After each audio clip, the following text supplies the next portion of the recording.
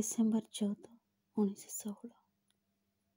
हे ଭଗବାନ, ମୋର ନତି ଓ ପ୍ରଣତି ଗ୍ରହଣ କର। ମୁଁ ଆଉ ଲେଖିବି ନାହିଁ। ବର୍ତ୍ତମାନର ଧ୍ୟାନ ବିଷୟରେ ଏକ ପ୍ରଶ୍ନର ଉତ୍ତରରେ ତୁ ଆସି ମୋତେ କହିଲୁ, ଆମ ଦୁଇ ଜଣଙ୍କର ଯେଉଁ ଗୋପନ ଆଳାପ ହେଲା ତାକୁ ତୋ ନିଜର ବାହ୍ୟ ଶ୍ରବଣ ମଧ୍ୟ ଯେପରି ଶୁଣି ନପାରେ।